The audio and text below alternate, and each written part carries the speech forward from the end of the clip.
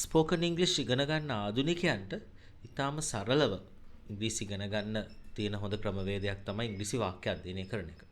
ඉතින් සරල සිංහලෙන් පැහැදිලිව කියලා දෙනවා කොහොමද ඉංග්‍රීසි වාක්‍යයක් නිර්මාණය කරගන්නේ කියලා. ඉතින් අපි බලමු අදත් හොඳ වාක්‍ය 20ක් තියෙනවා. අපි ගිහලා බලමු පළවෙනි වාක්‍ය මොකක්ද කියලා. දැන් ඔයාට කියන්න වෙනවා ඔයා කෙරෙහි ලොකු ගෞරවයක් තියෙනවා කියලා. එතකොට අපි ඕක ගොඩක් පොදුවේ භාවිතා වෙන වාක්‍යයක් තමයි I have great respect for you. මේක තමයි සාමාන්‍ය වැඩිපුර භාවිතා වෙන දේ. නමුත් ඔයාලට තව ක්‍රමයක් තියෙනවා අපිට මෙන්න මෙහෙමත් කියන්න පුළුවන් huge respect to you කියලා කියන්නත් පුළුවන්. huge respect to you. ඔයා කෙරෙහි ලොකු ගෞරවයක් තියෙනවා කියන එක. huge respect to you. අපි ඔක්කොම පරක්කු වුණා. දැන් මේ අපි ඔක්කොම කියන එක අපිට ඉංග්‍රීසියෙන් කියන්න පුළුවන් all of us කියලා. all of us. පරක්කු වුණා. late. දැන් මේක අතීත කාලෙනේ. එතකොට මේකේ කතරුවට ගැලපෙන ක්‍රියාපදේ තමයි were. අතීත කාල ක්‍රියාපදේ තමයි were. එතකොට all of us were late. all of us were late. අපි ඔක්කොම පරක්කු වුණා. all of us were late. මෙතන පාක් කරන්න අමාරුයි. දැන් අමාරුයි කියන එකට ඔයාලා දන්න වචනේ තමයි difficult කියන එක. නමුත් අපිට hard කියලා කියන්නත් පුළුවන්. ඒක ආධුනිකයෝ ගොඩක් පාවිච්චි කරන්නේ නැහැ. නමුත් මේ hard කියන වචනේත් ගොඩක් භාවිතය තියෙනවා. එතකොට මෙතන පාක් කරන්න අමාරුයි අපිට කියන්න පුළුවන් it is hard to park here. it is hard to park here. මෙතන පාක් කරන්න අමාරුයි. it is hard to park here.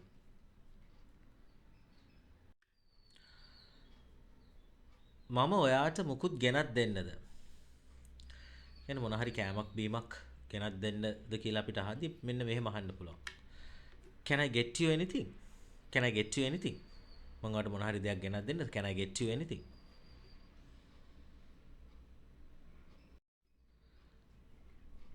මම පේරාදෙණිය විශ්වවිද්‍යාලයේ උපාධිය ලැබුවා. උපාධිය ලබනවට අපි පාවිච්චි කරන ක්‍රියාපදේ තමයි graduate. එතකොට ඒකේ අතීත කාලේ graduated. එතකොට I graduated from Peradeniya University. I graduated from Peradeniya University. අපි මාළු 3 දෙනෙක් ඇල්ලුවා. අල්ලනවට කියන්නේ catch. ඒකේ අතීත කාලය caught. එතකොට we caught 3 fish. දැන් fish කියන්නේ එක මාළුවටත් කියන්නේ fish. ඒකේ බහුවචනෙත් fishම තමයි. නැත්තම් ඔයාලා දන්නවා බහුවචනයක් වෙනකොට අපි s එකක් අගට දානවා. නමුත් මේ fish කියන වචනේ අපි s එකක් අගට දාන්නේ එක මාළුවටත් මාළු ගොඩකටත් කියන්නේ sම තමයි. We caught 3 fish.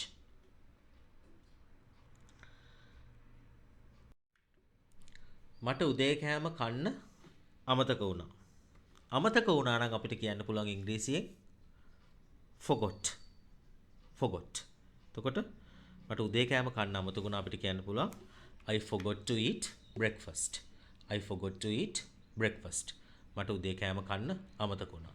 I forgot to eat breakfast. බලන්නකෝ ඒකේ size එක. බලන්න කියන එක අපිට ඉංග්‍රීසියෙන් look කියලා කියන්න පුළුවන්. ඒකේ size එක නම් size of that. එතකොට look at the size of that. ඕනනම් අර කෝ කියන අර්ථය ගන්න අපිට will you කියලා අගට එක්කව කරගන්න පුළුවන්. එතකොට look at the size of that will you. look at the size of that will you. මම නාන්න ඕනේ. දැන් නානවට කියන ක්‍රියාපදේ තමයි bathe. දැන් bath ඇවිල්ලා bath කියන්නේ නෑම. verb එක තමයි bathe. ක්‍රියාපදේ bathe. හැබැයි අපි ස්පෝකන් ඉංග්ලිෂ් වලදී නාන එකට වැඩිපුරම යූස් කරන්නේ take a shower කියන එක. එතකොට මම නාන්න ඕනේ මම නාගත යුතුයි කියන එක. ඕනේ නම් must නේ. එතකොට අපිට ඉංග්‍රීසියෙන් කියන්න පුළුවන් I must take a shower. මම නාන්න ඕනේ. I must take a shower. මෙහෙම වඩා practical commonly අපි භාවිතා කරන්නේ මෙහෙමයි. පොදුවේ භාවිතා කරන්නේ මෙහෙමයි. I must take a shower. මම දන්නේ නැහැ. දැන් මම දන්නේ නැහැ. දැන් ඔයාලා දන්නවා අපිට I don't know කියලා ඉංග්‍රීසියෙන් කියන්න පුළුවන් නේ. I don't know කියලා. ඒක ඔයාලා පොදුවේ දන්න දෙයක්. දැන් ඔයාලා හැබැයි දන්නේ නැති සමහර අය පාවිච්චි කරන එකක් තියෙනවා. අපිට මේ අදහසම ගන්න පුළුවන් I am not aware of that කියලා කියන්නත් පුළුවන්. හැබැයි I don't know කියන එක අපි එදිනෙදා භාවිත කරද්දී පාවිච්චි කරන එක. I am not aware of that කියන එක ටිකක් වැඩිපුර ගරුත්වය දක්වලා කතා කරන අවස්ථාවකදී භාවිතා වෙන සෙන්ටෙන්ස් එකක් විදිහට තමයි භාවිතා වෙන්නේ. ඉතින් මේ aware කියන වචනේ දන්නේ නැත්නම් ඉගෙන ගන්න මේක නාම විශේෂණයක්. ඒ කියන්නේ දෙයක් කෙරෙහි දන්නවා ඒ පිළිබඳ දැනුවත් කියන අර්ථය තමයි ඔය aware කියන වචනේ තියෙන්නේ. එතකොට ඔයාලට ඕනනම් ස්පෝකන් ඉංග්‍රීසි වලදී I am not aware of that කියලා කියන්නත් පුළුවන්. ටිකක් ගරුත්වය දක්වලා කතා කරන අවස්ථාවක ඔයාලට එහෙම අවස්ථාවක් සිද්ධ වුණොත්. හරි. අපි යමු ඊළඟ උදාහරණ වාක්‍යයට. නිවස පිච්චිලා අළු වෙලා ගියා. දැන් අපිට ඔක කියන්න පුළුවන් ඉංග්‍රීසියෙන් the house burnt down කියලා. The house burnt down. නිවස පිච්චිලා අළු වෙලා ගියා. The house burnt down. මෝඩ වැඩ කරන්න එපා. දැන් මෝඩ වැඩ කරන්න එපා කියලා අපිට ඉංග්‍රීසියෙන් කියන්න පුළුවන් don't do stupid things. Don't do stupid things. මෝඩ වැඩ කරන්න එපා. Don't do stupid things. ඒක හදිසි කාරණාවක්. දැන් ඒක හදිසි කාරණාවක් නම් it's an urgent matter කියලා කියන්නත් පුළුවන්. එහෙම නැත්නම් it's a matter of urgency කියලා කියන්නත් පුළුවන්. හැබැයි ස්පෝකන් ඉංග්‍රීසි වලදී අපිට it is urgent කියලා විතරක් කියන්නත් පුළුවන්. කිසි ප්‍රශ්නයක් නැහැ. It is urgent. එතකොට මේ it is a matter of urgency කියන එක ටිකක් සංකීර්ණ ඉංග්‍රීසි කතා කරන එකක්. ඇත්තටම සංකීර්ණ ඉංග්‍රීසි අය කතා කරනකොට පාවිච්චි කරන වාක්‍යයක්.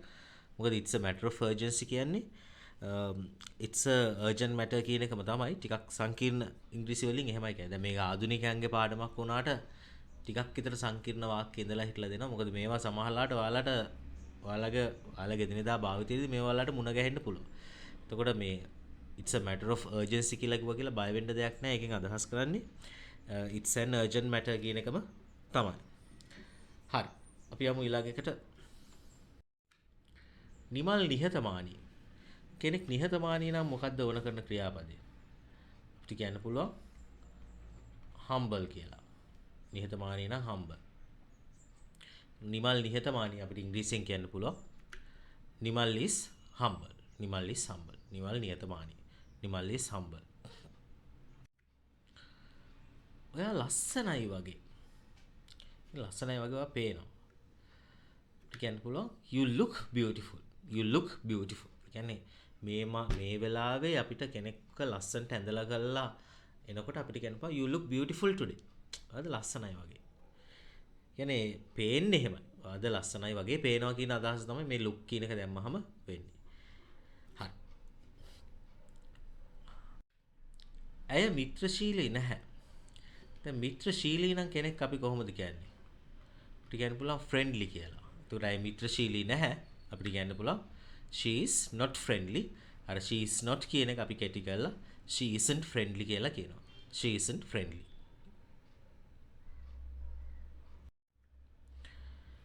මේවායේ රසවත් සුවඳක් එනවා. කියන්නේ මොකක් හරි කෑමක මොකක් හරි සුවඳක් එනවනම් කොහොමද අපි කියන්නේ? අපිට කියන්න පුළුවන් these smell delicious. These smell delicious. ඒ කියන්නේ ඒක කනකොට තමයි ඒකෙන් අර එන සුවඳක් එන්නේ. එතකොට අපිට අර these smell delicious කියලා කියන්න පුළුවන්. හැබැයි කෑමක් නැතුව අපිට මේ delicious කියන වචනේ දාන්න බෑ. අපි තුන් වෙන මොකක් හරි සුවඳයි නම් අපිට කියන්න පුළුවන් these smell amazing, these smell nice එහෙම කියලා කියන්න පුළුවන්. කනකොට එන සුවඳක් එනවා නම් delicious කියන වචනේ දාන්න පුළුවන්. මොකද delicious කියන්නේ ඔයාලා දන්නවා delicious කියන වචනේ අපි ගන්නේ හරිම රසයි කියලා කියන්නේ. නමුත් මේක ටිකක් අර native speakersලා භාවිතා කරන වාක්‍යයක්. කියන මොකක් හරි කනකොට හොඳ සුවඳක් එනවා නම් අපිට කියන්න පුළුවන් these smell delicious කියලා. සමහරවිට spoken English වලදී these are smelling delicious කියලා කියන්න පුළුවන්. ඒක ප්‍රශ්නයක් නෑ. spoken English වලදී නැත්තම් smell වගේ වචන වලට සාමාන්‍යයෙන් ing වැඩිපුර අපි භාවිතා කරන්නේ නැහැ. මම අමුතු හීනයක් දැක්කා. එතකොට අමුතු හීනයක් කියන එකට අපිට crazy dream කියලා කියන්නත් පුළුවන්. එහෙම නැත්නම් a weird dream කියලා කියන්නත් පුළුවන්. අමුතු හීනයක් කියන එකට a weird කියලා කියන්නත් පුළුවන්. weird කියන්නේ අමුතුයි කියන්නේ. ටිකක් නරක පැත්තට තමයි a weird කියන එකේ තේරුම තියෙන්නේ. අමුතුයි නරක පැත්තට. දැක්කා. හීනයක් දැක්කා. දැන් දකිනවා නම් කියන්නේ see. දැක්කනම් so. හැබැයි අපි හීනයක් වගේ එකක් දකින්නට අපි so කියලා කියන්නේ නැහැ.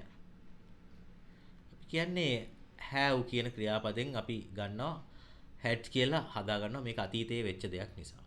එතකොට I saw a weird dream කියලා කවුරු හරි කිව්වොත් ඇත්තටම spoken English වලදී ඒක ප්‍රශ්නයක් නෑ. නමුත් I had a weird dream කියන එක තමයි නිවැරදි ඉංග්‍රීසි. I had a weird dream. එතකොට මේ weird කියන වචනේ weird මේ වචනේ උච්චාරණය කරන්න හරියට ඉගෙන ගන්න. weird කියන්නේ අමුතුයි කියන අදහස තමයි weird කියන එකේ තියෙන්නේ. කියන්නේ අමුතුයි නරක පැත්තට තමයි ඒකේ අමුතු භාවය තියෙන්නේ. කවුරුහරි කිව්වොත් එහෙම he is weird කියලා ටිකක් එයා නරක පැත්තට තමයි අමුතු ගතියක් තියෙන්නේ. හරි. අපි යමු ඊළඟ උදාහරණ වාක්‍යයට. එදා භූමිකම්පාව. දැන් භූමිකම්පාවට අපිට කියන්න පුළුවන් earthquake කියලා. earthquake. එතකොට ඒක අතීත කාලේ දෙයක් නේ. It was an earthquake. මොකද මේක පටන් ගන්න E අකුරකින් vowel එකකින්. එතකොට a earthquake කියලා කියන්න බෑ. an earthquake කියලා තමයි කියන්නේ. එතකොට it was an earthquake. එදා භූමිකම්පාව. It was an earthquake. ඇය එහෙම හිතන්නේ නැහැ. අපිට කොහොමද කියන්න පුළුවන් ඇය එහෙම හිතන්නේ නැහැ කියලා? අපිට කියන්න පුළුවන් she doesn't think so. She doesn't think so. ඇය එහෙම හිතන්නේ නැහැ. She doesn't think so. හරි. එහෙනම් ආධුනිකයන්ට වැදගත් වෙන හොඳ ඉංග්‍රීසි වාක්‍ය 20ක් කියලා දුන්නා. මේවා ඉතින් අධ්‍යයනය කරන්න ගොඩක් අය මේවා දන්නේ නැහැ. ඉතින් හරියට කියා ගන්න බෑ පොඩි දේවල් වුණාට. ඉතින් මේවා ලියාගෙන ප්‍රැක්ටිස් කරන්න ගොඩාක් දෙනෙක් මම දන්නවා බලනවා.